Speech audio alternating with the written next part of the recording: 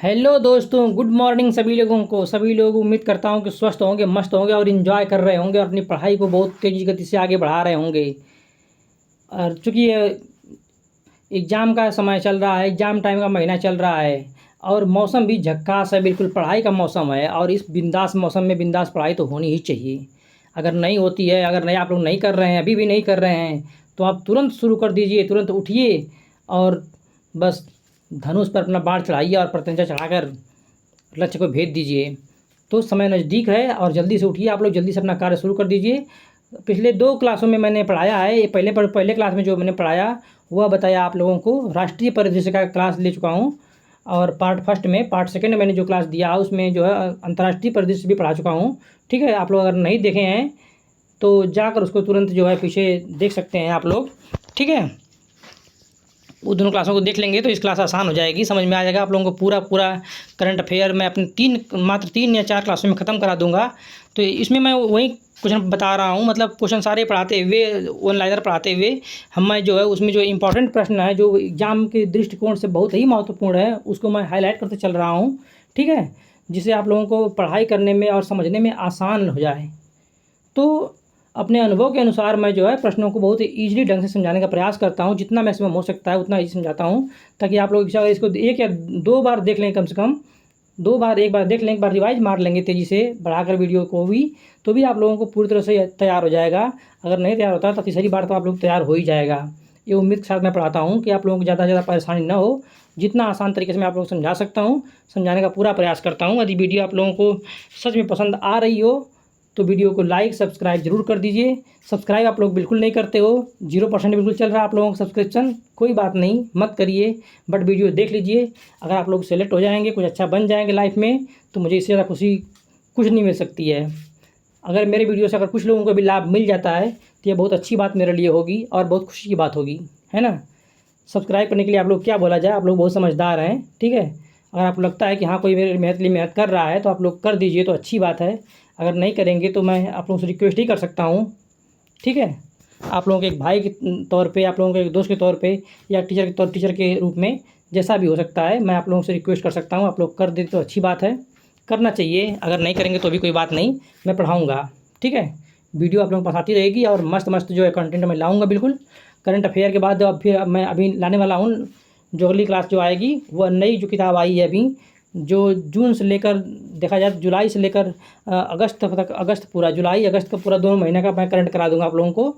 इसके बाद 1 महीना बचेगा सितंबर का, जिसको करा दूंगा, फिर सारा रिवाइज मार दूंगा। पूरा जनवरी से लेकर सितंबर तक क्लास जो है कंप्लीट कर दूंगा। 2-3 बार क्लास हो जाएगी आप लोग तब तक।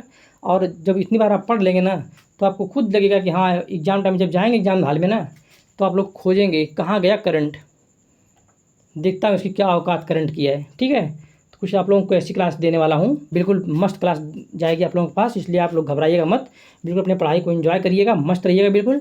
और अब से मैं कल से जो मेरी जो क्लास है वो जीएस क्लास भी आएगी एक लगातार, मतलब अब जीएस क्लास बहुत तेज़ी से चलेगी, क्योंकि अब इतना टाइम नहीं रह गया है, इसलिए जीएस की क्लास भी आएगी। आप लोग उसको भी ध्यान से देखिएगा, उसको भी अपना जो है प्यार दीजिएगा। आप लोग देखिएगा, मज़ा आ जाएगा पढ़कर। आप लोगों को लगे कि हाँ मतलब मैंने किसी अच्छे प्लेटफॉर्म पे से पढ़ाई शुरू किया है। चूँकि ये प्लेटफॉर्म नया है इसलिए कोई जानता तक नहीं है, लेकिन ये प्लेटफॉर्म नया तो ज़रूर है, लेकिन जो पढ़ाने वाला अनुभव है ना वो ज़बरदस्त है। और आज का नहीं है, बहुत दिनों का है, 8-10 सालों का अनुभव ही है जो आप लोगों के बीच में जा रहा है निचोड़ पे। ठीक है ना, इसलिए आप लोग इसको बहुत ध्यान से देखिएगा। आप लोग बहुत सारे क्लास देखे होंगे, बट उन क्लासों से मेरी तुलना करिएगा तो आप लोग पाएंगे कि हाँ सच में वो जो क्लासें जो पढ़ाते हैं उन क्लासों से एक क्लास जो बहुत ही अलग टाइप क्लास है, बहुत ही अच्छा तरीका समझाने का तरीका है और बहुत ही प्रभावी तरीका आप लोग बीच जा रहा है। ठीक है, आप लोग इसका एंजॉय करिएगा, मज़ा लीजिएगा क्लास का और मस्त करिएगा। बस इसी उम्मीद के साथ मैं पढ़ाना अपना स्टार्ट कर रहा हूँ। आर्थिकी पढ़ाने जा रहा हूँ। आज तीसरा पार्ट है ये करंट अफेयर्स का। ये मैं जून से, मतलब कि जनवरी से लेकर जून तक का पूरा आप लोग कंप्लीट करा दूंगा। इसके बाद जो है जब ही कंप्लीट हो जाती है क्लासें, एक क्लास शायद और आ जाएगी, या हो सकता है इसी में कंप्लीट करा दूँ। इसके बाद हम लोग तुरंत फिर वहाँ से जुलाई अगस्त दोनों पूरा कर लेंगे। ठीक है, फिर सितंबर में हम लोग आ जाएंगे। इसके बाद आप लोग रिवाइज करते रहिएगा और मस्त मस्त कंटेंट जीएस का लाने वाला हूँ, जो बिल्कुल एग्जाम बेस्ड ओरिएंटेड क्लास होगी, उसको भी आप लोग जरूर देखिएगा। ठीक, तो आगे बढ़ते हैं हम लोग हैं आर्थिकी पढ़ाते हैं तीसरा जो पार्ट है, पहला पार्ट जो था वो राष्ट्रीय परिदृश्य था, दूसरा जो है अंतर्राष्ट्रीय परिदृश्य था, और तीसरा जो है आर्थिकी पे हम लोग पहुँच गए हैं। ठीक है ना, आर्थिक परिदृश्य हम लोग देख रहे हैं।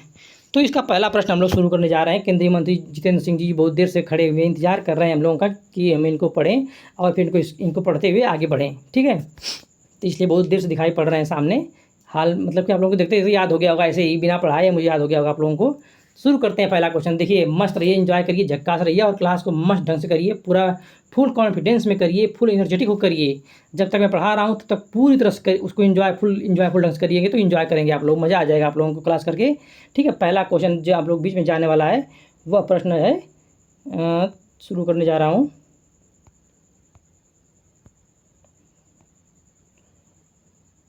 पहला जो प्रश्न आप लोगों के बीच में जा रहा है वह है केंद्रीय मंत्री जितेंद्र सिंह जी। केंद्रीय मंत्री डॉक्टर जितेंद्र सिंह हाल ही में किस कंपनी को मिनी रत्न स्थिति श्रेणी फर्स्ट से सम्मानित किया। मतलब मिनी रत्न से सम्मानित करने वाला मतलब किया है जितेंद्र सिंह ने। केंद्रीय मंत्री डॉक्टर जितेंद्र सिंह ने हाल ही में किस कंपनी को मिनी रत्न का दर्जा दे दिया, यानी मिनी रत्न स्थिति श्रेणी फर्स्ट से सम्मानित कर दिया। तो सेंट्रल इलेक्ट्रॉनिक्स लिमिटेड को, किसको? सेंट्रल इलेक्ट्रॉनिक्स लिमिटेड को इन्होंने क्या किया, मिनी रत्न स्थिति से सम्मानित किया, यानी इसको मिनी रत्न का दर्जा दे दिया गया। पूछ सकता है एग्जाम में कि हाल ही में अभी किस कंपनी को मिनी रत्न का दर्जा मिला है, तो सेंट्रल इलेक्ट्रॉनिक्स लिमिटेड को मिला है दोस्तों। ठीक है, अब रिजर्व बैंक के द्वारा जून 2024 में जारी आंकड़ों के अनुसार मार्च 2024 तक, रिजर्व बैंक के द्वारा जून 2024 में जारी आंकड़ों के अनुसार मार्च 2024 तक भारत का विदेशी ऋण कितना हो गया दोस्तों? तो ये हो गया है 663.8 बिलियन डॉलर। कितना हो गया है? मार्च 2024 तक जो हमारा भारत का विदेशी ऋण है, भारत का विदेशी ऋण कितना हो गया है? 663.8 बिलियन डॉलर हो गया है, याद रखना। ठीक, और मई 2024 में इंडिया इंटरनेशनल बुलियन एक्सचेंज, कौन सा? मई 2024 में इंडिया इंटरनेशनल बुलियन एक्सचेंज में ट्रेडिंग कम क्लियरिंग सदस्य बनने वाला भारत का पहला बैंक कौन बन गया दोस्तों? तो बन गया भारतीय स्टेट बैंक। कौन बन गया है? भारतीय स्टेट बैंक बन गया है। मई 2024 में इंडिया इंटरनेशनल बुलियन एक्सचेंज में ट्रेडिंग कम क्लियरिंग सदस्य बनने वाला जो पहला बैंक बन गया है वह है भारतीय स्टेट बैंक। बहुत ही इंपॉर्टेंट प्रश्न है, इसलिए मैं इसको बार बार जो पढ़ रहा हूँ इसका मतलब ये है कि ये क्या है, बहुत इंपॉर्टेंट प्रश्न हो गया है, भारतीय स्टेट बैंक। ठीक है, आप लोग इसको रट लीजिएगा पूरी तरह से। ठीक, देखो IIBX भारत का पहला क्या है? बुलियन एक्सचेंज है, ये भी याद रखना। IIBX क्या है? भारत का पहला बुलियन एक्सचेंज है, जिसे 2022 में गुजरात के गिफ्ट सिटी में लॉन्च किया गया। ये भी याद रखना कि IIBX कहाँ लॉन्च किया गया था भाई? ये भारत का पहला बुलियन एक्सचेंज है। इसको कब लॉन्च किया गया था? तो 2022 में किया गया था। कहाँ किया गया था? गुजरात के गिफ्ट सिटी में किया गया था। यहाँ से ये प्रश्न भी पूछा सकता है कि इसको लॉन्च कहाँ किया गया था? तो गुजरात में याद करिएगा, लेकिन गुजरात के गिफ्ट सिटी में याद कर लीजिएगा, जिससे आप लोगों का प्रश्न कंप्लीट हो जाएगा। ठीक, नेक्स्ट आते हैं प्रश्न को। जून 2024 में विश्व बैंक द्वारा जारी रिपोर्ट में वर्ष 2025 में भारत की विकास दर कितने % रहने के अनुमान है दोस्तों? तो ये अनुमान आपका है जून 2024 में विश्व बैंक, किसके द्वारा? विश्व बैंक द्वारा जारी रिपोर्ट में वर्ष 2025 में भारत की विकास दर कितने % रहने का अनुमान लगाया गया है? तो 6.6। बस इसको याद रखिएगा कि जून 2024 के नया डाटा भी है, डाटा बहुत नया है और इसको पूछने की संभावना बहुत इंपॉर्टेंट हो जाती है। ये सब परीक्षाओं के इंपॉर्टेंट प्रश्न होते हैं इस तरह के, जो बिल्कुल फैक्चुअल होते हैं। अगर उसमें थोड़ा भी कन्फ्यूज आप होते हैं तो वो प्रश्न भूल जाते हैं या कन्फ्यूज जाते हैं, गलती कर जाते हैं, इसलिए ऐसे प्रश्नों को कुछ ज़्यादा ही ध्यान दिया जाता है। ठीक है ना। तो जून 2024 में विश्व बैंक द्वारा जारी रिपोर्ट में 2025 में भारत की विकास दर कितने % रहने का अनुमान था? 6.6%। ठीक है, गुड, वेरी गुड। वित्तीय वर्ष 2023-24 में भारत को सर्वाधिक FDI कहाँ से मिला भाई? सर्वाधिक FDI कहाँ से मिला है? सिंगापुर से मिला है। इसे आप लोग याद कर लीजिएगा, बहुत इंपॉर्टेंट प्रश्न है कि 2023-24 में सर्वाधिक FDI जो भारत को मिला है वो कहाँ से मिला है? सिंगापुर से मिला है। ठीक है, नेक्स्ट, वह neo banking neo banking startup जिसे हाल ही में आरबीआई द्वारा मोबाइल वॉलेट लाइसेंस प्रदान किया गया है, तो जुपिटर है। क्या है? जुपिटर। वह नियो बैंकिंग स्टार्टअप जिसे हाल ही में आरबीआई द्वारा मोबाइल वॉलेट लाइसेंस प्रदान किया गया, तो जुपिटर को किया गया दोस्तों। किसको? जुपिटर को किया गया। ठीक है। 4 मार्च 2024 को कहाँ पर स्टेनलेस स्टील क्षेत्र में भारत के पहले हरित ग्रीन हाइड्रोजन संयंत्र का उद्घाटन किया गया? हिसार में। कहाँ किया गया दोस्तों? हिसार में किया गया है। 4 मार्च 2024 को कहाँ पर स्टेनलेस स्टील क्षेत्र में भारत के पहले हरित यानी ग्रीन हाइड्रोजन संयंत्र का उद्घाटन कहाँ किया गया? तो हिसार में किया गया है। ठीक है, वेरी गुड। देखिए हिसार कहाँ पे है? हरियाणा में है। हाल ही में किस संस्था ने best conduct of business regulator का पुरस्कार जीता? किसका? कह रहा है कि हाल ही में किस संस्था ने best conduct of business regulator का खिताब जीत लिया है? तो ये जीता है सेबी ने। कौन जीता है? सेबी ने जीता है। ठीक है ना। किसका पुरस्कार? Best conduct of business regulator का पुरस्कार जीता है। मोदी 3.0 के तहत हाल ही में प्रधानमंत्री आवास योजना के तहत कितने आवास निर्माण को मंजूरी दी गई भाई? 3 करोड़। कितना? 3 करोड़ आवास बनाए जाएंगे। मोदी 3.0 के तहत जो है 3 करोड़ आवास बनाए जाएंगे, जिसमें 1 करोड़ जो आवास है वह शहरी लोगों को मिलेगा, और जो 2 करोड़ आवास है वह ग्रामीण क्षेत्र के लोगों को दिया जाएगा। ठीक है, ये भी याद कर लीजिएगा। इसकी शुरुआत कब हुई थी दोस्तों? तो इसकी शुरुआत हुई थी 2015 में शुरू की गई थी ये योजना, और इसके तहत विगत 10 वर्षों में 4.21 करोड़, कितना? 4.21 करोड़ मकानों का निर्माण किया गया है। ठीक है, बिल्कुल एग्जैक्ट याद रखिएगा। 10 वर्षों में कितना किया गया? 4.21 करोड़ मकान का निर्माण कर दिया गया है। ठीक है, आप लोग नहीं भूलेंगे इसको, मुझे पता है कि नहीं भूलेंगे आप लोग, बहुत मेहनती लड़के आप लोग हैं, कैसे भूलेंगे। ठीक है। जून 2024 में किस कंपनी ने भारत में सूचीबद्ध रक्षा शेयरों पर केंद्रित भारत का पहला इंडेक्स, याद रखना इंपॉर्टेंट है, जून 2024 में किस कंपनी ने भारत में सूचीबद्ध रक्षा शेयरों पर केंद्रित भारत का पहला इंडेक्स फंड प्रस्तुत कर दिया? तो दोस्तों Motilal Oswal asset management company limited. क्या किया इसने? कि भारत में सूचीबद्ध रक्षा जो शेयर हैं, है ना, रक्षा शेयरों पर केंद्रित भारत का पहला इंडेक्स फंड प्रस्तुत कर दिया Motilal Oswal asset management company limited ने। ठीक है, गुड। हाल ही में मर्सर द्वारा जारी रिपोर्ट के अनुसार प्रवासियों के लिए देश का सबसे महंगा शहर कौन घोषित कर दिया गया है दोस्तों? मुंबई। मर्सर द्वारा जारी, मर्सर जो है एक संस्था है, ये जारी करती है कि सबसे सस्ता शहर कौन सा है, सबसे महंगा शहर कौन सा है। सबसे महंगा शहर जो है वो प्रवासियों के लिए कौन सा हो गया? मुंबई हो गया। ठीक है। जून 2024 में किस देश के न्यायालय ने गोल्डन राइस व्यावसायिक उत्पादन पर रोक लगा दी दोस्तों? तो कौन सा लगा दिया है? जून 2024 में किस देश के न्यायालय ने गोल्डन राइस के व्यावसायिक उत्पादन पर रोक लगा दिया? फिलीपींस जो है वह गोल्डन राइस का व्यावसायिक उत्पादन नहीं करेगा। अच्छा, बता सकते हैं आप लोग जो गोल्डन राइस होता है उसमें कौन सी विटामिन पाई जाती है? बताइए। तो उसमें पाई जाती है विटामिन ए। क्या पाया जाता है? विटामिन ए पाई जाती है, जिसका जो रासायनिक नाम होता है वह, वैज्ञानिक नाम उसका क्या होता है? रेटिनॉल होता है। इस वजह से जो है रतौंधी या जीरोथैल्मिया रोग जो होता है उसका इलाज किया जाता है। यदि विटामिन ए की कमी हो जाती है जीरोथैल्मिया रोग हो सकता है, और रतौंधी रोग इससे हो सकता है। इसलिए विटामिन ए बहुत अधिक मात्रा में खाना चाहिए। गोल्डन राइस में मिलता है, और इसके व्यावसायिक उत्पादन पर रोक लगाने वाला देश कौन सा है? फिलीपींस है। ठीक है ना। फिलीपींस में क्या है? धान जीन बैंक भी है। फिलीपींस में क्या है? धान जीन बैंक का मुख्यालय कहाँ पे है? फिलीपींस में ही है दोस्तों। ठीक है। और गोल्डन राइस के उत्पादन पर रोक लगा दिया गया, उस देश के न्यायालय ने वहाँ पर रोक लगा दी। ठीक है। अब नेक्स्ट आते हैं, जून 2024 में किस भारतीय बैंक द्वारा बाजार पूंजीकरण 8 लाख करोड़ के स्तर को पार कर गया दोस्तों? तो हो गया स्टेट बैंक ऑफ इंडिया। जून 2024 में किस भारतीय बैंक का बाजार पर पूंजीकरण जो है 8 लाख करोड़, कितना, 8 लाख करोड़ के स्तर को पार कर दिया गया दोस्तों। तो स्टेट बैंक ऑफ इंडिया, कौन, स्टेट बैंक ऑफ इंडिया को का जो कैप है वो 8 लाख करोड़ को पार कर गया। जून 2024 में मोबाइल सारथी, जून 2024 में मोबाइल सारथी 2.0 लॉन्च किया गया, किसके द्वारा, सेबी द्वारा। मोबाइल सारथी 2.0 किसने लॉन्च किया है, सेबी, कौन, सेबी, याद रखना। इन्वेस्ट इंडिया द्वारा हाल ही में जारी एक अनुमान के अनुसार भारत का ई कॉमर्स बाजार कब तक 325 बिलियन डॉलर पहुंच जाएगा, बताओ।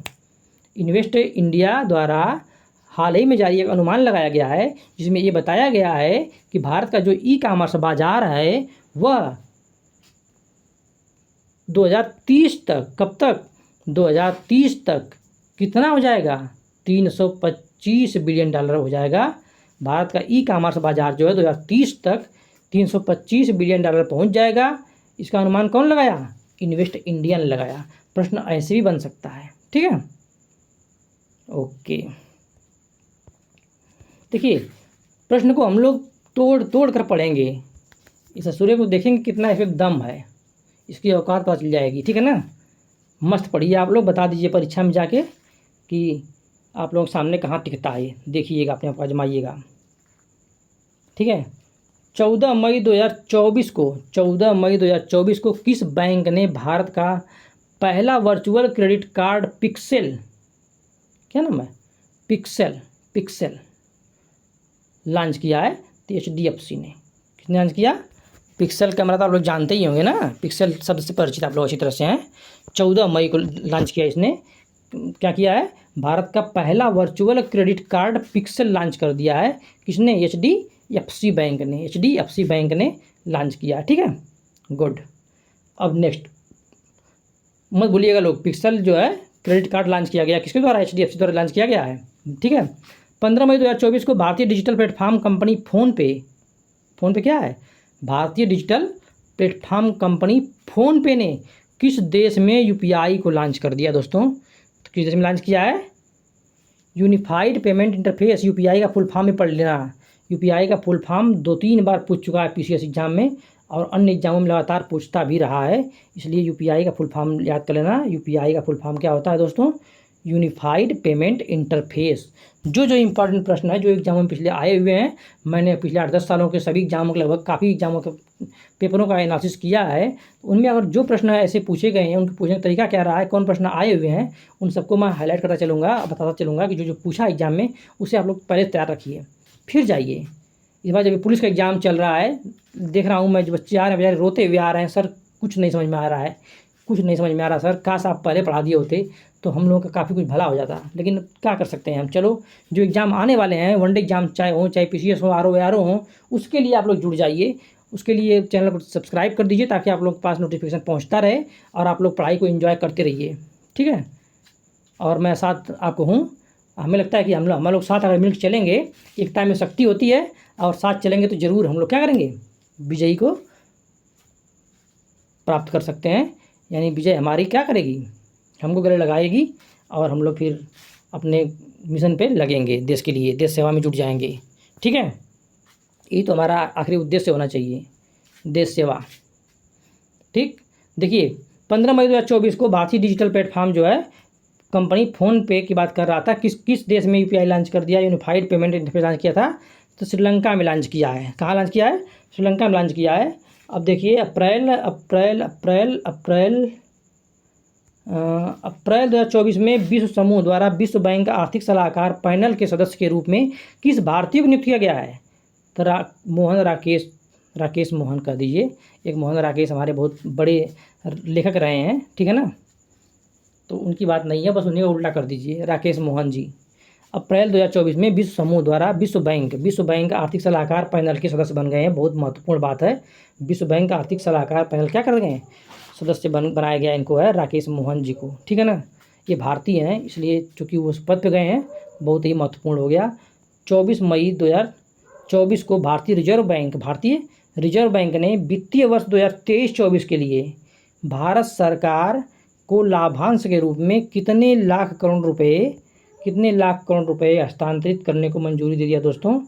तो ये मंजूरी दिया है जो है 2.11 लाख करोड़ रुपए। आरबीआई जो क्या करेगा, केंद्र सरकार को 2.11 लाख रुपया ट्रांसफ़र करने को मंजूरी दिया है आरबीआई ने, ठीक है ना।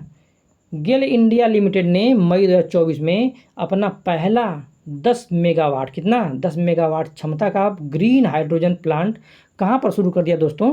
तो ये शुरू किया विजयपुर मध्य प्रदेश में। कहाँ पे? विजयपुर मध्य प्रदेश में। गेल शुरू किया, याद रखना, गेल इंडिया जो है, गेल इंडिया लिमिटेड ने मई 2024 में अपना पहला 10 मेगावाट क्षमता का ग्रीन हाइड्रोजन प्लांट, क्या चीज़? पहला 10 मेगावाट क्षमता का ग्रीन हाइड्रोजन प्लांट कहाँ शुरू कर दिया? विजयपुर में शुरू कर दिया। अच्छा, विजयपुर में, तो ये कहाँ पे है? मध्य प्रदेश में है। अब जाकर प्रश्न हुआ पूरा कितने मेगावाट का? 10 मेगावाट का। किस नंबर का ये है? पहला है। शुरू किसने किया है? गेल ने शुरू किया है। मतलब ऊपर से नीचे, नीचे से ऊपर, पोस्टमार्टम हो गया इसका, ठीक है। नेक्स्ट वन, केंद्रीय विद्युत प्राधिकरण द्वारा मई में जारी आंकड़ों के अनुसार वित्त वर्ष 2024 में राज्य ट्रांसमिशन केंद्रीय विद्युत प्राधिकरण द्वारा मई में जारी आंकड़ों के अनुसार कह रहा है, केंद्रीय विद्युत प्राधिकरण द्वारा मई में जारी आंकड़ों के अनुसार वित्त वर्ष 2024 में राज्य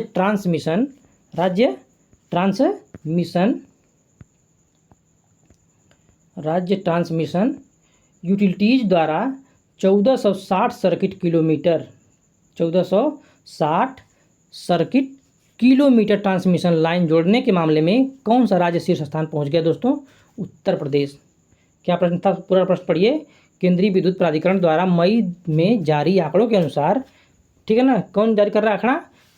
केंद्रीय विद्युत प्राधिकरण जारी कर रहा है। क्या जारी कर रहा है? वित्त वर्ष 2024 के लिए राज्य ट्रांसमिशन यूटिलिटीज़ की सेवा के लिए आंकड़ा जारी कर रहा है, ठीक है। तो उस आंकड़े में क्या है दोस्तों? उस आंकड़े में ये है, उस आंकड़े में है कि 1460 सर्किट किलोमीटर ट्रांसमिशन अगर लाइन आप जोड़ रहे हैं तो उसमें कौन सा चीज़ पर आ गया है? तो अपना प्यारा उत्तर प्रदेश आ गया है, ठीक है ना। उत्तर प्रदेश में ऐसा हुआ कि 1400 सर्किट किलोमीटर ट्रांसमिशन लाइन जोड़ने के मामले में नंबर 1 स्थान प्राप्त कर लिया है उत्तर प्रदेश में, ठीक है ना। बहुत अच्छा, वेरी गुड। देखिए, मई 2024 के आखिरी सप्ताह में किस अंतर्राष्ट्रीय रेटिंग एजेंसी ने अर्थव्यवस्था पर भारत के दृष्टिकोण को स्थिर से सकारात्मक में संशोधित किया है? कौन सी कंपनी है वो जो मई 2024 के आखिरी सप्ताह में अंतर्राष्ट्रीय रेटिंग एजेंसी ने अर्थव्यवस्था पर भारत के दृष्टिकोण को स्थिर से क्या कर दिया है? सकारात्मक में संशोधित कर दिया है।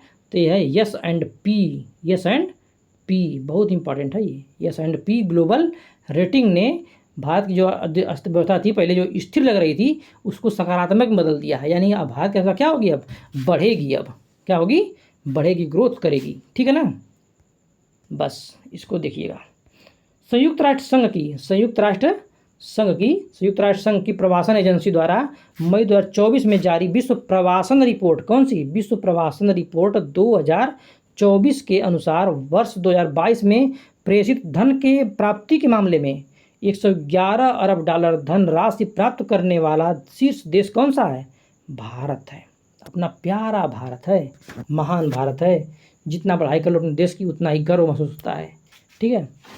संयुक्त राष्ट्र संघ की प्रवासन एजेंसी द्वारा मई 2024 में जारी विश्व प्रवासन रिपोर्ट 2024 के अनुसार वर्ष 2022 में जो प्रेषित धन की प्राप्ति हुई है उस मामले में 111 अरब डॉलर के साथ जो भारत किस पे है? नंबर 1 पे है, ठीक है। Very good. नेक्स्ट प्रश्न है, वित्तीय वर्ष 2023-24 में भारत का सबसे बड़ा व्यापारिक भागीदार कौन बन गया देश? मोस्ट इम्पॉर्टेंट है। कैसा है? Most important. वित्तीय वर्ष 2023-24 में भारत का सबसे बड़ा व्यापारिक भागीदार देश कौन रहा?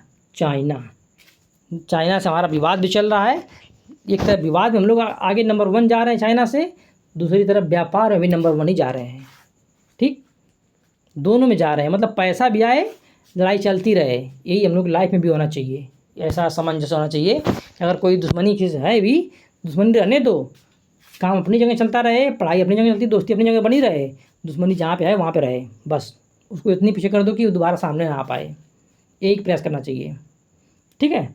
नेक्स्ट वन, चेन्नई की स्टार्टअप कंपनी जो है माइंड ग्रो, क्या नाम है? चेन्नई की स्टार्टअप कंपनी माइंड ग्रो टेक्नोलॉजी चेन्नई की स्टार्टअप कंपनी माइंड ग्रो टेक्नोलॉजीज ने हाल ही में किस नाम से भारत का पहला वाणिज्यिक उच्च प्रदर्शन चिप लॉन्च कर दिया? दोस्तों, चेन्नई की स्टार्टअप कंपनी जो माइंड ग्रो है टेक्नोलॉजी, उसने हाल ही में किस नाम से भारत का पहला वाणिज्यिक उच्च प्रदर्शन चिप लॉन्च कर दिया? वाणिज्यिक उच्च प्रदर्शन चिप लॉन्च कर दिया है, तो कौन सा नाम है? सिक्योर IoT, सिक्योर IoT, ठीक है, याद रखिएगा। इसको चिप का नाम क्या है? सिक्योर IoT, है ना। IoT को TOI मत पढ़ लीजिएगा, टाइम्स ऑफ इंडिया हो जाएगा, ठीक है ना, इसलिए सिक्योर IoT ही रहने दीजिएगा इसको। गुड। देखिए, हाल ही में बजाज ऑटो ने किस नाम से दुनिया की पहली CNG मोटरसाइकिल लॉन्च कर दिया? हाल ही में बजाज ऑटो ने, कौन सी? बजाज ऑटो ने हाल ही में बजाज ऑटो ने क्या कर दिया है? दुनिया की पहली CNG मोटरसाइकिल लॉन्च कर दिया है दोस्तों। दुनिया की CNG मोटरसाइकिल, पहली CNG मोटरसाइकिल लॉन्च कर घोषणा कर दिया है, तो बजाज फाइटर ने। कौन सी, किस नाम से किया है? ऑटो ने हाल ही में बजाज ऑटो ने किस नाम से दुनिया की पहली CNG मोटरसाइकिल लॉन्च किया दोस्तों? तो बजाज फाइटर। बजाज फाइटर क्या है? दुनिया की पहली CNG मोटरसाइकिल है, ठीक है ना। लॉन्च कौन कर दिया? बजाज ऑटो ने लॉन्च कर दिया। ये भी पूछ सकता है, किसने लॉन्च किया? बजाज ऑटो ने लॉन्च किया। क्या लॉन्च किया है दोस्तों? बजाज फाइटर क्या है? तो दुनिया की पहली CNG मोटरसाइकिल है, ठीक है ना। नाम क्या है? बजाज फाइटर। 3 प्रश्न यहाँ से बनेंगे सीधे सीधे। वह देश जहाँ से मई 2024 के आखिरी सप्ताह में RBI द्वारा 100 टन से अधिक सोना क्या कर दिया गया? भारत वापस लाया गया ब्रिटेन से। समझ रहे हैं? जब मंदी का दौर चल रहा था तो जो है हमारा सोना कहाँ रख दिया गया था? ब्रिटेन में रख दिया गया था, ताकि सुरक्षित बना रहे वहाँ पे, ठीक है ना। जब उचित समय आएगा तो उसको वापस लाया जाएगा। तो देखा गया अभी हाल ही में कि जो रूस यूक्रेन युद्ध चल रहा है, तो उसमें देखा गया कि जो रूस की संपत्तियाँ जो विदेशों में पड़ी हुई थी, अलग अलग देशों में थी, उसके सारे अकाउंट को जो हमारे मतलब कि अमेरिका और अन्य देशों ने क्या कर दिया? सील कर दिया, उनको फ्रीज कर दिया उन देशों में। इसलिए रूस को बहुत नुकसान झेलना पड़ा अपने उन संपत्तियों के लिए जो उसके पास थी, और उसने दूसरे देशों में स्थिर कर दिया था, ठीक है ना। इसी बात को ध्यान में रखते हुए हमारा देश जो है, भारत सरकार ने क्या किया है कि हमारा चाइना से और पाकिस्तान से विवाद चल रहा है। अगर ये विवाद कभी बढ़ जाता है तो कहीं ऐसा ना हो कि भारत अटैक कर देता है या लड़ाई छिड़ जाती है, तो जो हमारा अंतर्राष्ट्रीय समुदाय है वह हमारे चीज़ों क्या करेगा? बैन कर देगा, यानी हमारा अकाउंट भी विदेशों में क्या करेगा? फ्रीज कर देगा, जिससे अपनी संपत्तियों को हम बाहर न निकाल सकें, ठीक है ना। इस बातों को ध्यान में रखते हुए मतलब कि हमारी सरकार क्या किया है? नरेंद्र मोदी सरकार ने लगभग विदेश में जो जमा सोना रखा गया है उसमें से 100 टन से अधिक सोना क्या किया? भारत वापस ला दिया है, ताकि अगर कभी आपातकाल की स्थिति भारत में बन जाती है तो भारत में ऐसा देखना न झेलना पड़े भारत को, जैसे रूस को भी हाल ही में झेलना पड़ा है, ठीक है ना। इस स्थिति को ध्यान में रखकर ऐसा किया गया है, मतलब फ्यूचर प्लानिंग के साथ ही इस चीज़ को लाया गया है, ठीक है। ओके, देखिए, ब्रिटेन से लाया गया है, याद रखना। 100 टन सोना कहाँ से लाया गया? ब्रिटेन से लाया गया है। तो रिलायंस इंडस्ट्रीज ने हाल ही में कहाँ पर देश के पहले मल्टी मॉडल लॉजिस्टिक पार्क का निर्माण शुरू कर दिया है? देश का पहला है, बहुत इंपॉर्टेंट है, ये पूछने वाला है प्रश्न। ये भी पूछेगा, ब्रिटेन वाला पूछेगा प्रश्न, कहाँ 100 टन सोना आ गया, और ये भी पूछेगा रिलायंस इंडस्ट्रीज ने हाल ही में कहाँ पर देश के पहले मल्टी मॉडल लॉजिस्टिक पार्क का निर्माण शुरू कर दिया? दोस्तों, चेन्नई में शुरू कर दिया। कहाँ कर दिया? चेन्नई में शुरू कर दिया। ओके, 2-3 बार इसलिए पढ़ता हूँ ताकि आप लोग दिमाग में चीज़ें छप जाएँ, पूरी तरह से छप जाएंगी ना, तो आप लोगों को जो ये यहाँ टाइम लग रहा है कि टाइम टेकन कुछ हो रहा होगा, ऐसा कुछ कभी कभी लगता है कुछ लोगों को, लेकिन वो टाइम टेकन आपको उस समय मज़ा आ जाएगा जब आप परीक्षा हॉल में बैठे होंगे और वो प्रश्न आएगा और आपके दिमाग पर अचानक छप जाएगा आगे। इसी तरह से जहाँ पे छप रहा है यहाँ पे वहीं छपेगा, और वहाँ पे आप बिल्कुल मस्त होके करके चले आएंगे। मैं चाहता था बहुत फास्ट को पढ़ भी सकता था, लेकिन कोई फ़ायदा नहीं है। बहुत सारी क्लासें चल रही हैं यूट्यूब पर जिनमें अंधाधुंध पढ़ाया जा रहा है, बोला जा रहा है, घसीटा जा रहा है, फालतू चीज़ें पढ़ाई जा रही हैं, तो इससे कुछ फ़ायदा नहीं है। जब ये किताब इतनी अच्छी है तो इसको अच्छे ढंग से पढ़ाना भी चाहिए और अच्छे ढंग से पढ़ना भी चाहिए। आप दूसरों को सम्मान देंगे, दूसरे से सम्मान प्राप्त करेंगे, यही प्रकृति का नियम है। ठीक, जैसा आप सम्मान देंगे वैसा ही आपको मिलेगा। टिट फॉर टैट का यहाँ पे चलता है काम इस देश में। ठीक है, तो हमेशा आप दूसरों को सम्मान दीजिए, चाहे वो किताबें हों, चाहे समय हो, चाहे ज़िंदगी हो, चाहे दोस्त हों। ठीक है, हमेशा मस्त रहिए, उनके प्रति पॉजिटिव रिस्पांस रखिए, और पॉजिटिव रिस्पांस रखेंगे तो हमेशा पॉजिटिव रिस्पांस ही पाएंगे आप लोग। ठीक, बाकी आप लोग मोटिवेशनल मेरी जो वीडियो जा रही हैं, रील्स जा रही हैं, उनको आप देख ही रहे होंगे, उनको देख के आप लोग मज़ा आ जाएगा आप लोगों को। ठीक है, देखिए अप्रैल 2023 से जनवरी 2024 के बीच, अप्रैल 2023 से जनवरी 2024 के बीच में कौन सा राज्य, अप्रैल 2023 से जनवरी 2024 के बीच में कौन सा राज्य देश का सबसे बड़ा 30% योगदान इलेक्ट्रॉनिक सामान निर्यातक राज्य के रूप में उभर गया। यानी लगभग जो हमारे देश का इलेक्ट्रॉनिक सामान निर्यात किया जा रहा है विदेशों में, उसका लगभग 30% सामान केवल एक ही देश उत्पादित कर देता है। उसका नाम क्या है? तमिलनाडु। बहुत बहुत इंपॉर्टेंट, ये 2-3 बार लगातार पूछ रहा है प्रश्न को, इसलिए इस प्रश्न को एकदम पोस्टमार्टम कर जाइएगा सही से कि सबसे अधिक इलेक्ट्रॉनिक सामान निर्यात कौन करता है भारत में? तमिलनाडु करता है। ठीक है ना, कितनी % सामान निर्यात करता है भारत मतलब कि ये जो है लगभग संपूर्ण इलेक्ट्रॉनिक सामान का 30% निर्यात कर देता है। कौन कर देता है? तमिलनाडु कर देता है। ओके, सामान कैसी है? इलेक्ट्रॉनिक सामान है, याद रखना, कपड़े उपड़े की बात मत करना, कॉटन वॉटन की, इलेक्ट्रॉनिक सामान याद रखना। ओके, गुड, वेरी गुड, एक प्रश्न तैयार हुआ।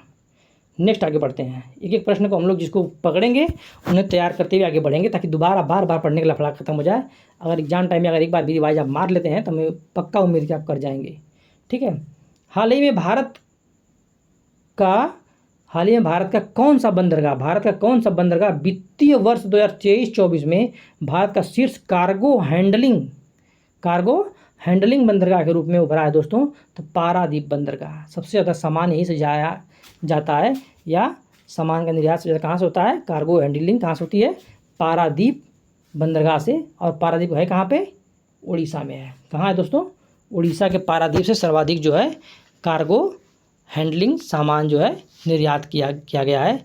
ठीक है, यहाँ से निर्यात किया गया है। ठीक, याद रख लेना इसको।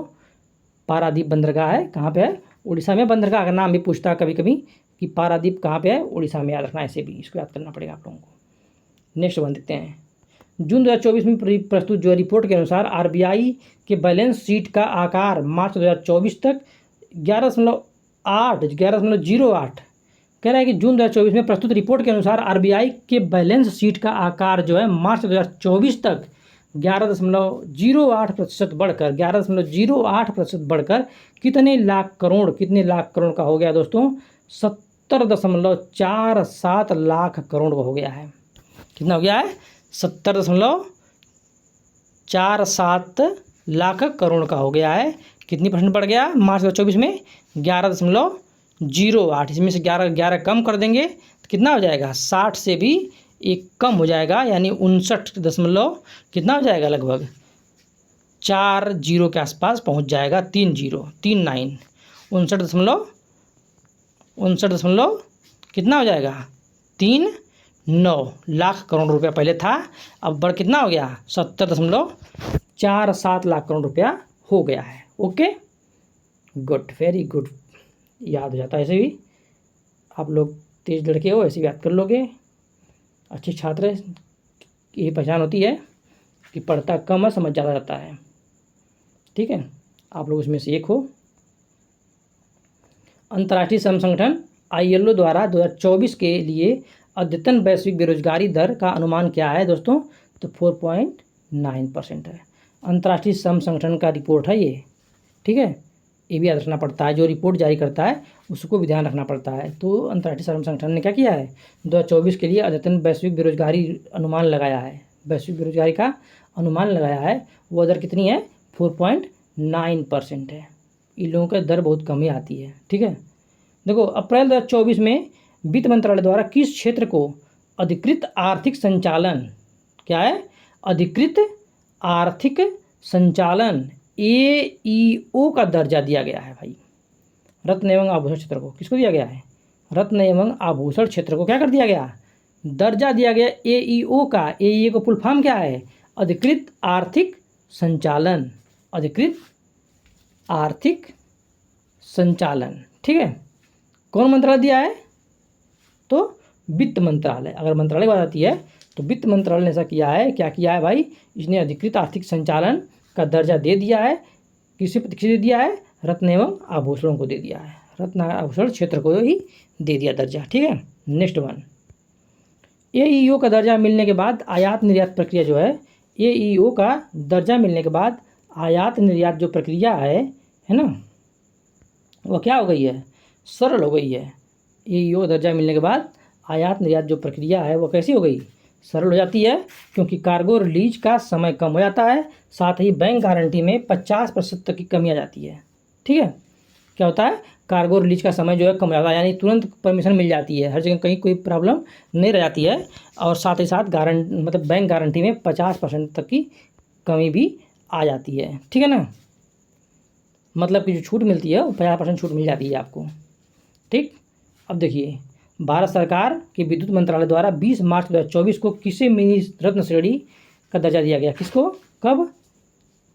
20 मार्च 2024 को किसे मिनी रत्न का दर्जा दिया गया? मिनी रत्न कंपनी है, उसका दर्जा किसे दिया गया दोस्तों? तो ये दिया गया grid controller of India limited, grid India को दिया गया मिनी रत्न श्रेणी का। कह रहा है कि 20 मार्च 2024 को मिनी रत्न श्रेणी का मिनी रत्न श्रेणी फर्स्ट का दर्जा किसको मिल गया? तो grid controller of India limited को मिल गया। किसको मिल गया भाई? Grid controller of India limited को मिल गया दोस्तों। और ये अब आते हैं हम लोग नेक्स्ट प्रश्न पे।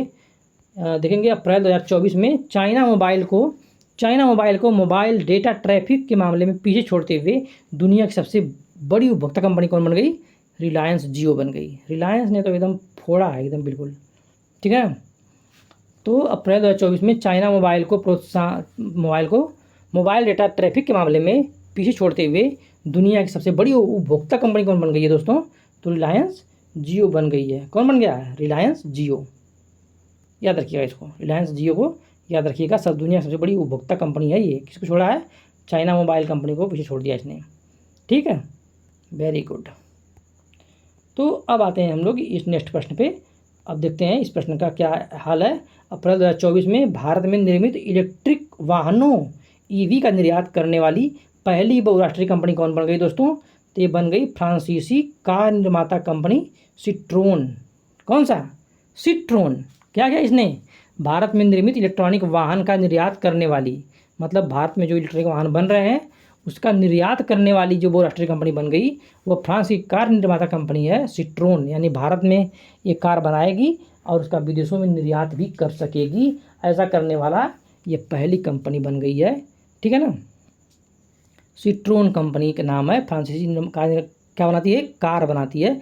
इसको भी याद रखना जरूरी है, ठीक है। नेक्स्ट वन देखो, जून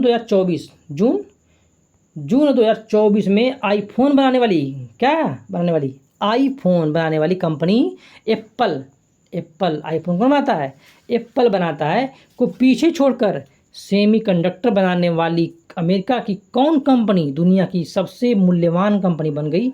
बहुत दिनों से एप्पल का राज चल रहा था और इसके बाद साथ क्या किया? आखिर ख़त्म कर दिया गया।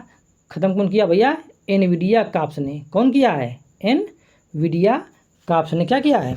ख़त्म कर दिया है। आईफोन बनाने वाली कंपनी थी एप्पल, उसको पीछे छोड़ दिया है एक कंपनी एनवीडिया काप्स। यह क्या बनाती है? सेमी कंडक्टर बनाती है। और ये कंपनी कहाँ की रहने वाली है?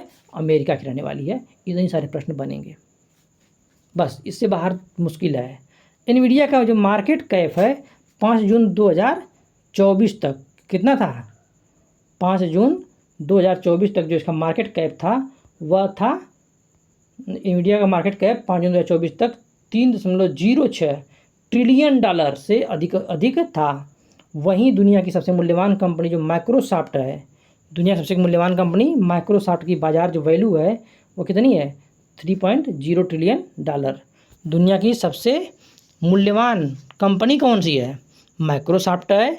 और दुनिया की सबसे, मतलब कि 5 जून 2024 के पहले जो है किसका मार्केट कैप सबसे हाई हो गया था? नंबर 1 पे हो गया था तो एप्पल को छोड़कर एनवाडिया नंबर 1 पे पहुंच गई थी। उसका मार्केट कैप जो है 3.06 ट्रिलियन डॉलर हो गया था, उससे अधिक हो गया था। लेकिन दुनिया की सबसे मूल्यवान कंपनी पूछेगा तो माइक्रोसॉफ्ट अभी भी शामिल है और उसका जो है वैल्यू है, बाजार वैल्यू है, वह 3.10 ट्रिलियन डॉलर, मतलब पता नहीं कितने देशों से बहुत आगे है। ठीक है, ऐसी स्थिति है। भारत भी इसी के आसपास क्या कर रहा है, संघर्ष कर रहा है अभी भी। ठीक, और 2025 तक भारत 3 ट्रिलियन डॉलर, अरे 5 ट्रिलियन डॉलर, 2025 तक 5 ट्रिलियन डॉलर बनने का भारत ने लक्ष्य रखा हुआ है और उस ओर जो है बहुत तेज़ी से अग्रसर हो रहा है। ठीक है, और जल्दी से इसलिए आप लोग आइए सिस्टम में और उसमें क्या कीजिए, भारत का सहयोग करिए और भारत और तेज़ी से जाए। ठीक है, बहुत बहुत अच्छा है। नेक्स्ट वन क्वेश्चन है हमारा, लंदन स्थित सेंट्रल बैंकिंग ने केंद्रीय बैंकिंग पुरस्कार 2024 के तहत किस बैंक को जोखिम प्रबंधन पुरस्कार के लिए मार्च 2024 में चुना है? रिजर्व बैंक ऑफ इंडिया का मिल गया जोखिम प्रबंधन पुरस्कार, मिल गया किसको मिल गया? रिजर्व बैंक ऑफ इंडिया को मिला। दिया किसने? सेंट्रल बैंक के केंद्रीय बैंकिंग पुरस्कार के तहत दिया गया इसको। लंदन स्थित है ये, लंदन स्थित जो सेंट्रल बैंकिंग है उसने दिया है। केंद्रीय बैंकिंग पुरस्कार के तहत जो है आरबीआई को क्या कर दिया, चुन लिया गया। जोखिम प्रबंधन पुरस्कार के लिए नंबर 1 स्थान पे आरबीआई आ गई। ठीक है, बहुत अच्छा बहुत अच्छा। अप्रैल 2024 में कह रहा है कि अप्रैल 2024 में किसे 16वें वित्त आयोग के पूर्णकालिक सदस्य के रूप में नियुक्त किया गया दोस्तों? तो ये मनोज पांडा हैं। कौन है? मनोज पांडा हैं। अप्रैल 2024 में किसे 16वें वित्त आयोग के पूर्णकालिक सदस्य के रूप में चुन लिया गया? ये प्रश्न आते हैं, ऐसे प्रश्न हैं। ठीक है ना, एग्जामों में। इसलिए जब ऐसे प्रश्न आते हैं, ठीक है, वित्त आयोग की बात आ जाए, चुनाव आयोग की बात आ जाए, ठीक है, तो इन प्रश्नों को हमें कुछ ज़्यादा ही ध्यान देना पड़ता है, क्योंकि ये प्रश्न आ जाएंगे फिर गलत करा के चले जाएंगे और बाद में फिर पछताना ही पड़ता है कि काश थोड़ा सा देखे तो ध्यान नहीं चढ़ रहा था। ध्यान दे लीजिए। ठीक है, मनोज पांडा जो हैं इनको जो है वित्त आयोग का 16वां पूर्णकालिक सदस्य नियुक्त कर दिया गया है। ओके, अप्रैल 2024 में जारी हुरून ग्लोबल यूनिकॉर्न कह रहा है कि अप्रैल 2024 में जारी हुरून ग्लोबल यूनिकॉर्न इंडेक्स 2024 के अनुसार यूनिकॉर्न निर्माण के मामले में भारत की विश्व में रैंक कौन सी है? तीसरी रैंक भारत की। कौन सी रैंक है? तीसरी रैंक भारत को मिली है। अप्रैल 2024 में जारी हुरून ग्लोबल यूनिकॉर्न का इंडेक्स 2024 के अनुसार यूनिकॉर्न निर्माण के मामले में भारत की जो रैंक मिली है विश्व में, वह क्या है दोस्तों? तो तीसरी रैंक मिली है।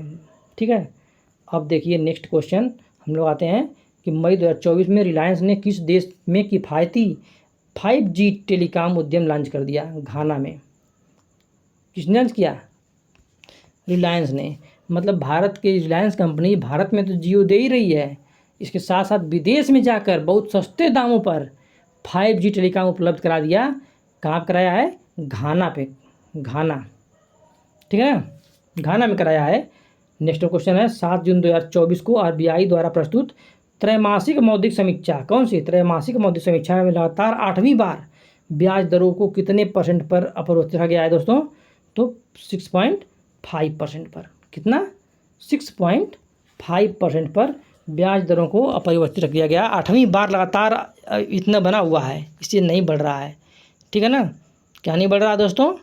ब्याज दरों पर कितने % का अपरिवर्तित रखा गया है?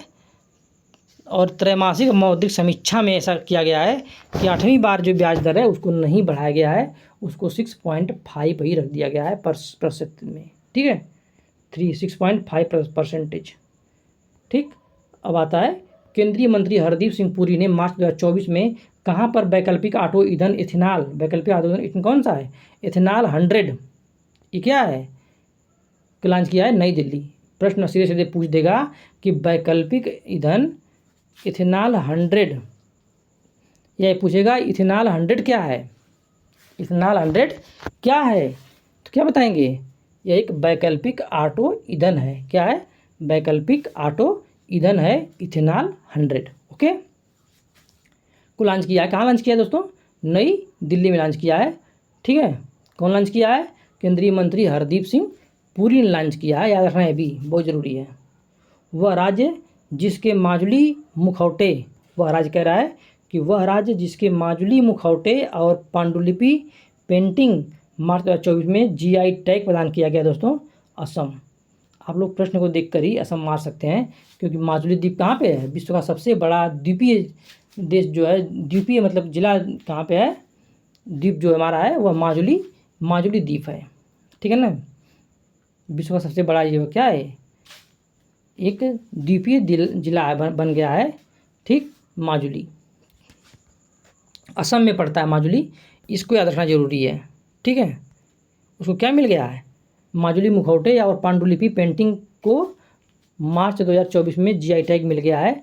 वह कहाँ के रहने वाले हैं? असम की। माजुली मुखौटे याद करना और पांडुलिपि पेंटिंग को भी याद कर लेना। कभी कोई प्रश्न सीधे वही पूछ देगा कि माजुली मुखौटे, और हाल ही में भी माजुली मुखौटे और पांडुलिपि पेंटिंग को जीआई टैग प्रदान किया गया, वह किस राज्य से है? तो असम से हो जाएगा। Okay, good. अब सही आया।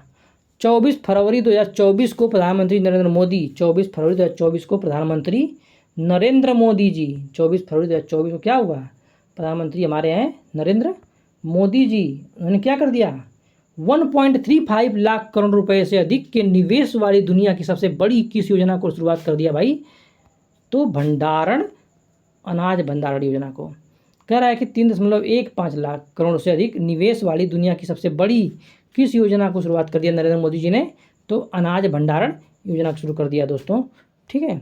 नेक्स्ट वन, 12 फरवरी 2024 को किन दो देशों ने अपने यहाँ यूपीआई पेमेंट सिस्टम को लॉन्च किया है? बहुत इंपॉर्टेंट प्रश्न है। फरवरी में 2 देशों ने एक साथ अपना लिया था हमारा यूपीआई, ठीक है ना। मतलब यूपीआई जो भारत के अलावा लगभग 150 देशों में पहुंचने वाला है, बहुत तेज़ी से देशों में फैल रहा है। और विश्व जो यूपीआई की तरफ क्या हो रहा है? बहुत ही तेज़ी से जो आ रहे हैं लोग यूपीआई की तरफ आकर्षित हो रहे हैं, और यूपीआई बहुत तेज़ी से विदेशों की तरफ रन कर गया है, ठीक है। और हाल ही में जो फरवरी में 2024 में कौन 2 देश थे जो अपना लिए उसको? एक श्रीलंका अपनाया था, एक मॉरिशस अपनाया था। श्रीलंका और मॉरिशस जो है यूपीआई को अपनाने वाले 2 देश बन गए हैं। ओके, नेक्स्ट वन, प्रधानमंत्री नरेंद्र मोदी ने पीएम सूर्य घर, प्रधानमंत्री नरेंद्र मोदी ने क्या किया है? प्रधानमंत्री नरेंद्र मोदी जी ने पीएम सूर्य घर मुफ्त बिजली योजना, नाम रखना, पीएम सूर्य घर मुफ्त बिजली योजना को कब तक लॉन्च किया है दोस्तों? तो 13 फरवरी 2024 को लॉन्च किया है। पीएम सूर्य घर मुफ्त बिजली योजना को कब लॉन्च किया गया? यह डेट सीधे पूछने वाला है प्रश्न में।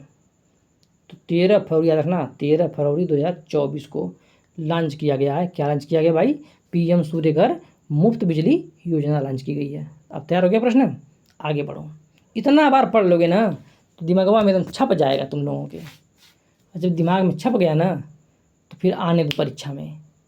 अचानक तुम्हारा दिमाग चिल्ला चिल्ला कहेगा, देख देख मैं छपा हूँ, मुझे ही कर दे बस आप लोगों को आंखें बंद करना है, एक बार सोचना है, पट से वहाँ से क्या होगा? कॉपी पेस्ट हो जाएगा और एग्जाम में रंग के चले आएंगे आप लोग। वही चाहिए हम लोग, चाहिए क्या चीज़ से, ठीक है। देखो नेक्स्ट, फरवरी 2024 में नीति आयोग ने बंजर भूमि, कौन सी भूमि? बंजर भूमि को खेती और वानिकीकरण के माध्यम से परिवर्तित करने के लक्ष्य वाली किस पहल को शुरू करने की घोषणा कर दी दोस्तों? तो ग्रो पहल है। कौन सी पहल है? ग्रो पहल। कह रहा फरवरी 2024 में नीति आयोग ने बंजर भूमि को खेती और वानिकीकरण के माध्यम से परिवर्तित करने के लक्ष्य वाली किस पहल को शुरू करने की घोषणा कर दी दोस्तों? तो यह है ग्रो पहल। ग्रो पहल क्या है? ग्रो पहल का फुल फॉर्म क्या होता है भाई? Greening and restoration of wasteland with. Greening and grow पहल का मतलब होता है कि greening and restoration of wasteland with agroforestry. याद रखना, फुल फॉर्म ही सीधे पूछेगा। अगर कुछ नहीं पूछा तो ये प्लेटफॉर्म मतलब फुल फॉर्म पूछ देगा इसका। ये फरवरी 2024 में क्या किया है? नीति आयोग ने जारी किया है। कौन सा?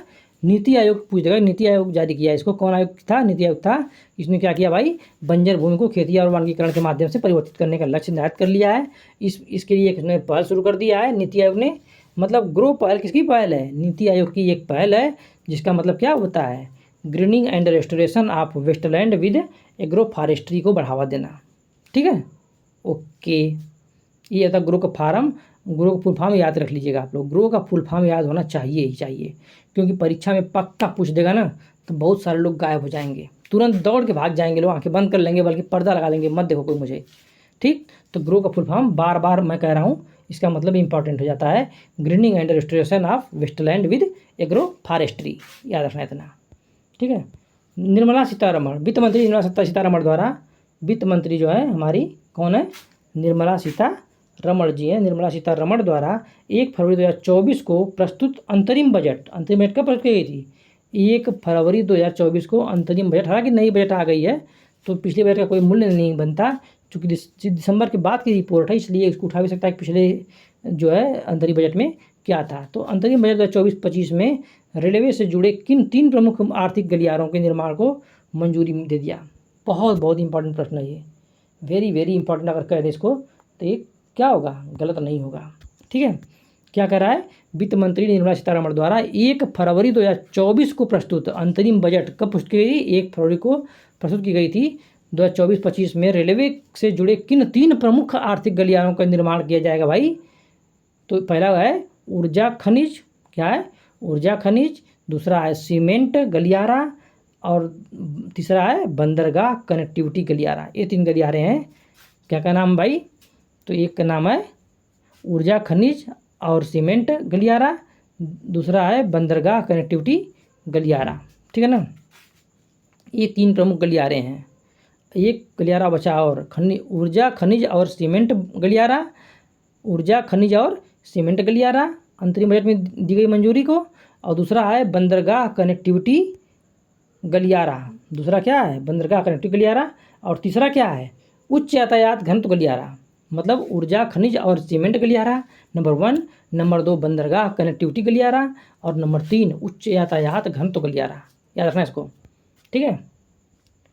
नेक्स्ट वन देखो, पिछले दिनों उड़ीसा राज्य सरकार ने किस उपज के लिए 100% कितनी 100% राज्य वित्त पोषित MSP योजना जो है लाभा मतलब लाभ लघु बना जाति द्रव्य क्रय, लघु बना जाति द्रव्य क्रय, ठीक है ना, लाभा है शुरू कर दिया है, तो लघु वन उपज के लिए शुरू किया है।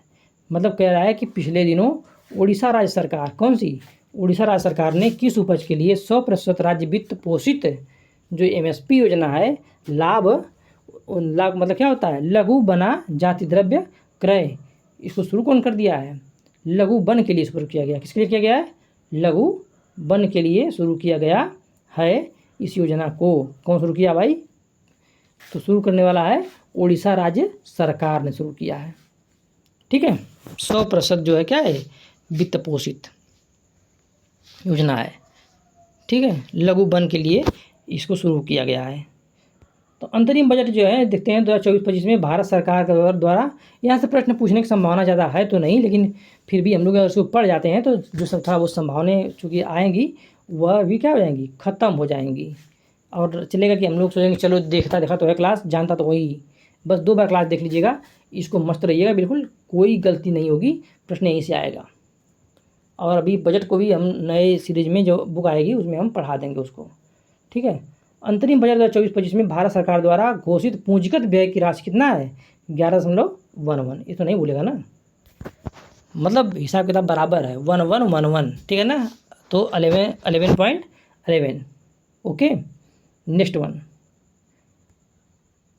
इसका मतलब ये हुआ कि फरवरी 2024 को घोषित जो अंतरिम 1 फरवरी 2024 को घोषित अंतरिम बजट 2024-25 में लखपति दीदी योजना का लक्ष्य है 2 करोड़ से बढ़ाकर कितना करोड़ कर दिया गया दोस्तों, तो ये 2 करोड़ से बढ़ाकर जो है 3 करोड़ कर दिया गया। ये प्रश्न बहुत ही इम्पॉर्टेंट है, अगर कहा जाए तो इस प्रश्न को मैं कहूँगा कि 5 स्टार है, कितना है 5 स्टार प्रश्न बना है, स्टार बनाने आता नहीं है, फिर भी देख लीजिएगा आप लोग, ठीक है। तो 1 फरवरी 2024 को घोषित अंतरिम बजट जो है 2024-25 में लखपति दीदी योजना के तहत लक्ष्य 2.0 करोड़ से बढ़ाकर कितने करोड़ कर दिया गया दोस्तों, 3 करोड़ कर दिया गया है। ये पूछेगा प्रश्न है, चिल्लाता हुआ कह रहा है, ये बार बार कह रहा है कि मैं आऊँगा जरूर, चाहे तुम पढ़ो चाहे न पढ़ो, तो इसलिए ध्यान तो देना चाहिए इसे प्रश्नों पर, ठीक है।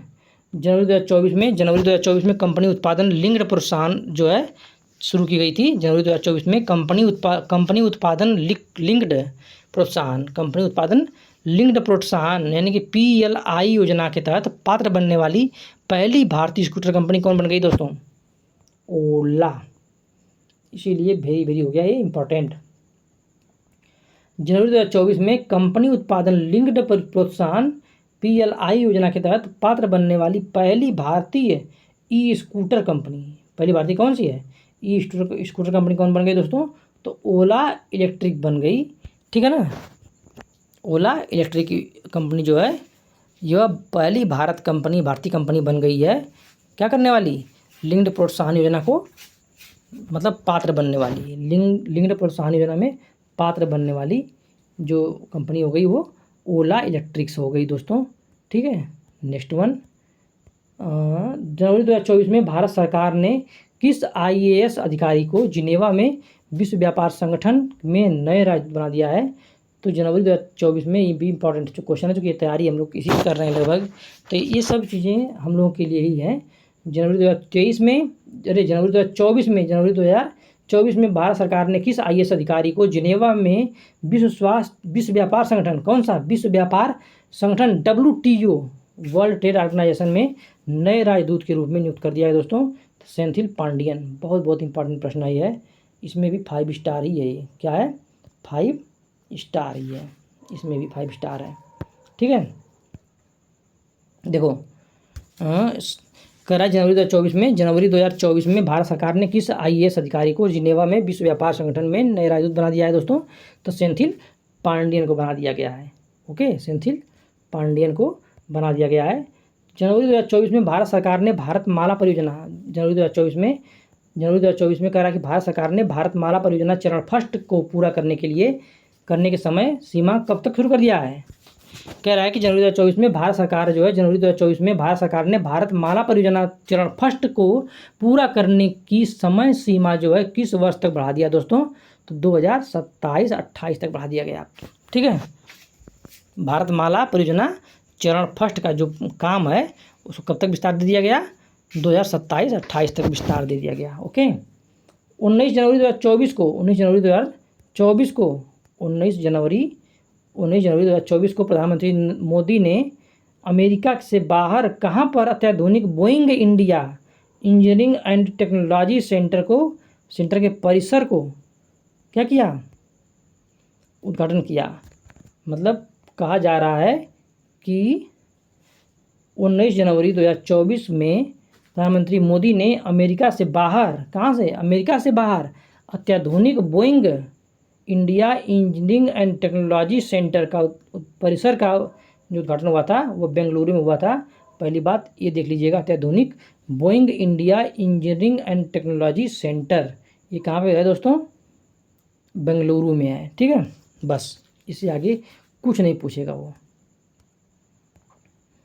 नेक्स्ट वन, पेज बदलो। देखो नेक्स्ट यहाँ पे हम लोग आ जाते हैं कि वह देश जिसने जनवरी 2024 में सूक्ष्म लघु और मध्यम आकार के उद्यमों MSMEs के लिए दुनिया का पहला स्थिरता मान्यता ढांचा AC क्रेडिएशन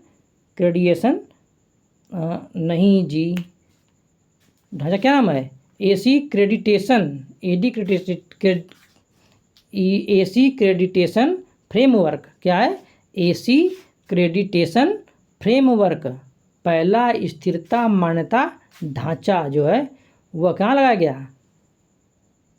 उसका नाम क्या? पहले इकोमार्क ग्लोबल, ये रखना याद, बहुत इंपॉर्टेंट प्रश्न था यार, ये मजाक मिल रहे थे। वह देश जिसने क्या किया है जनवरी 2024 में सूक्ष्म लघु और मध्यम उद्यम के उद्यमियों को जो है क्या किया? MSME के लिए दुनिया का पहला स्थिरता मान्यता ढांचा जो है AC accreditation framework Ecomark global को पेश किया है दोस्तों, संयुक्त अरब अमीरात ने किया ऐसा, ठीक है। अमीरात ने किया है। क्या किया है दोस्तों? सूक्ष्म लघु और मध्यम आकार के उद्यमों के लिए दुनिया का पहला स्थिरता मान्यता ढांचा प्रस्तुत कर दिया गया है। नाम क्या इसका? इको ढांचा का इकोमार्क ग्लोबल, ये भी इंपॉर्टेंट है, नाम इसका भी याद रखिएगा, ठीक है।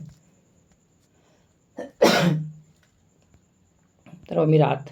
नेक्स्ट देखो, 18 से 21 जनवरी 2024 के बीच हैदराबाद में आयोजित एशिया के सबसे बड़े नागरिक उड्डयन क्षेत्र के आयोजन विंग्स इंडिया। बहुत इंपॉर्टेंट प्रश्न है, इसको याद रखिएगा, ये प्रश्न आता है, पीसीएस का फेवरेट प्रश्न है। 18 से 21 जनवरी 2024 के बीच हैदराबाद में आयोजित एशिया के सबसे बड़े नागरिक उड्डयन क्षेत्र के आयोजन विंग्स इंडिया 2024 एक्सपो की थीम क्या थी? विंग्स इंडिया 2024 एक्सपो, मतलब कि एक्सपो क्या था भाई? ये एक्सपो का मतलब क्या होता है? डिफेंस सिस्टम की बात कर रहा है ये, ठीक है ना। उसकी थीम क्या है जो डिफेंस आयोजन किया गया है? उसका है अमृतकाल। अमृतकाल में भारत को दुनिया से जोड़ना। क्या थीम थी? कह रहा 18 से 21 जनवरी 2024 के बीच हैदराबाद में आयोजित की गई थी। कहाँ की गई थी? हैदराबाद में आयोजित की गई थी। क्या आयोजित की गई थी भैया? विंग्स इंडिया 2024 जो एक्सपो है उसको आयोजित किया गया था। कहाँ आयोजित किया गया था? हैदराबाद में आयोजन इसका हुआ था। उसकी थीम क्या थी? अमृतकाल में भारत को दुनिया से जोड़ना देश भारत, ठीक है ना, सच दैट भारत। अमृतकाल में भारत को दुनिया से जोड़ना सच दैट भारत है, ठीक। भारत नागरिक उड्डयन @2047। पूरा नाम क्या है? पूरा देखो लंबा चौड़ा है क्वेश्चन। 18 से 21 जनवरी 2024 के बीच में हैदराबाद में आयोजित हुई थी। कहाँ हुई थी? हैदराबाद में आयोजित हुई थी। क्या आयोजित हुई थी भैया? एशिया की सबसे बड़ी नागरिक उड्डयन क्षेत्र में आयोजित विंग्स इंडिया 2024 एक्सपो आयोजित किया गया था। और कहाँ आयोजित किया गया था?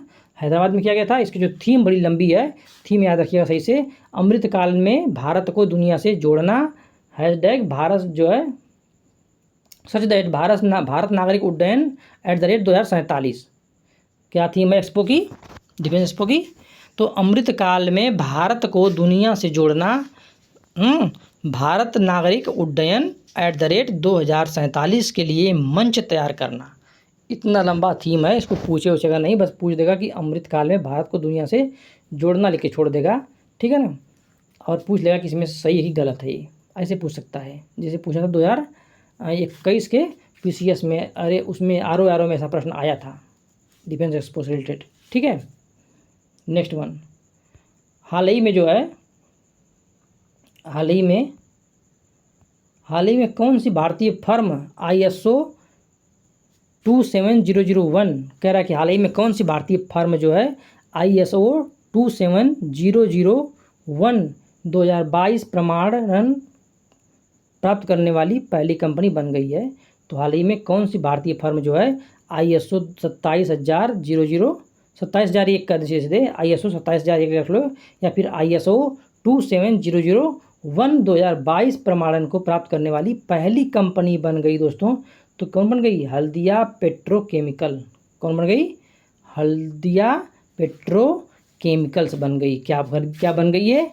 यह भारतीय ऐसी फर्म बन गई जो उसको ISO 27001 सच दैट 2022 का प्रमाण पत्र प्राप्त हो गया, और ऐसा प्राप्त करने वाली यह पहली कंपनी भी बन गई।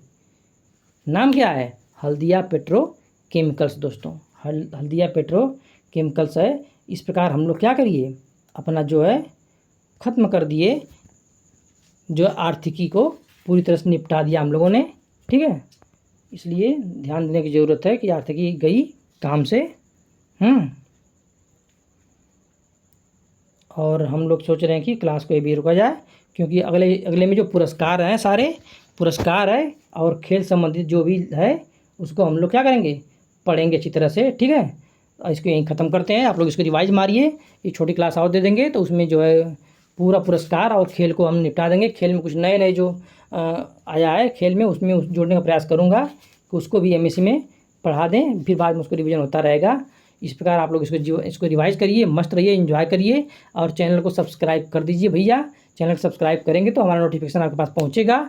और झक्कास क्लास लाऊंगा, अभी GS क्लास जब लाऊंगा तो आप लोग को और मज़ा आएगा पढ़ते समय। और ऐसे भी आप लोगों को करंट याद ही हो जा रहा होगा, उम्मीद करता हूँ। याद नहीं होता तो एक बार और दोबारा देख लीजिएगा, बहुत फास्ट करके देख लीजिएगा, आप लोगों को याद हो जाएगा।